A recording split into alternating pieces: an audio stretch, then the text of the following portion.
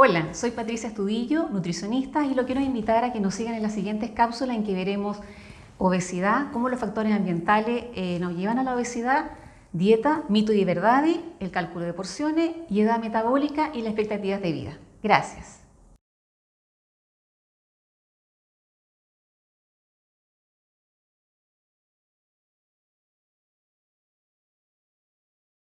La edad metabólica se refiere a la edad fisiológica del cuerpo, que no siempre coincide con la edad biológica, que es la cronológica. Es cómo se siente el cuerpo. Por ejemplo, si tengo parámetros alterados de laboratorio, por ejemplo, glicemia, se encuentra alterado, por ejemplo, el colesterol, vamos a tener alterado nuestra edad metabólica. ¿En qué influye en esto? El tener un estilo de vida saludable, el tener un adecuado control del estrés, el no tener adicciones, realizar actividad física en forma permanente. Eso va a hacer que tengamos una adecuada edad metabólica. Por eso que hay personas que incluso teniendo 40 años pueden tener una edad metabólica de 60, justamente porque no hay una concordancia entre la edad biológica y la fisiológica, que es la metabólica.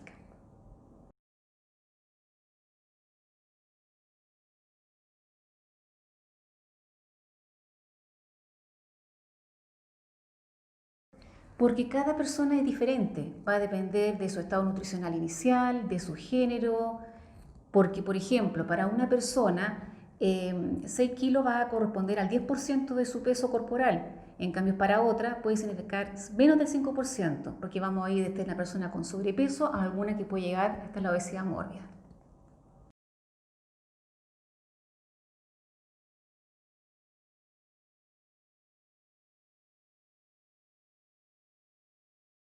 Bueno, las enfermedades que más se pueden asociar es la cardiopatía coronaria, el accidente cerebrovascular y la enfermedad vascular periférica.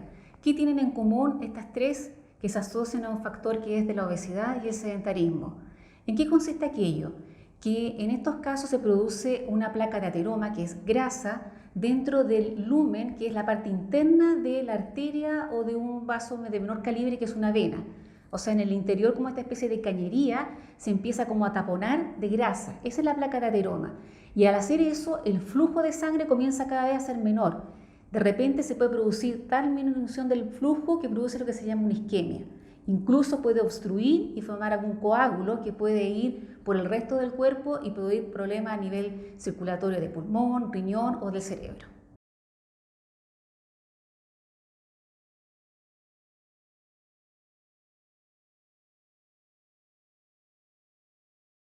Dentro de estas alteraciones metabólicas tenemos la resistencia a la insulina que es la hormona que regula el azúcar en la sangre. Cuando hay una resistencia a la insulina, esta insulina no funciona adecuadamente ni a nivel muscular ni a nivel del tejido graso. ¿Y cómo se traduce esto? Con un elevado nivel de insulina en los exámenes de laboratorio. Otra de estas alteraciones es la prediabetes, que quiere decir que hay una alteración de la glicemia en ayuna, pero sin tener el diagnóstico de una diabetes. Con el tiempo, muchos de estos prediabéticos pueden llegar a ser diabéticos, casi un 70% de ellos en un transcurso de 10 años. Otra de estas alteraciones es la diabetes como tal, en que sí ya hay un diagnóstico y la glicemia está alterada en ayunas. Además tenemos otras alteraciones, la hipertensión arterial, que es cuando la presión arterial está sobre los rangos que están considerados normales, que es 130,85 milímetros de mercurio. Otras alteraciones son las dislipidemias, que son alteraciones de los lípidos en la sangre. Dentro de lo más común en una persona obesa es el aumento de los triglicéridos y una reducción del colesterol bueno, que es el HDL. Además de la última alteración tenemos la obesidad abdominal. ¿Cómo se establece esta obesidad abdominal? Con la medición de la circunferencia a nivel abdominal, a nivel del ombligo, y hay un rango que está establecido cuando es superior a 90 en los hombres y superior a 80 en las mujeres, se diagnostica como obesidad abdominal.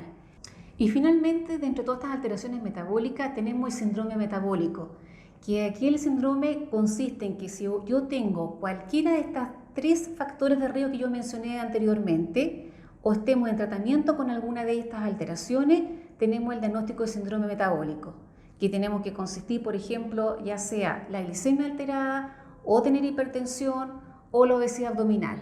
Podemos incluso sumarle alguna otra más. Hay personas, por ejemplo, que pueden tener hipertensión, obesidad abdominal y prediabetes, y con eso podríamos tener el diagnóstico de síndrome metabólico. No siempre son los mismos factores que tienen todas las personas, pero bastan solamente 3 para considerar con el diagnóstico.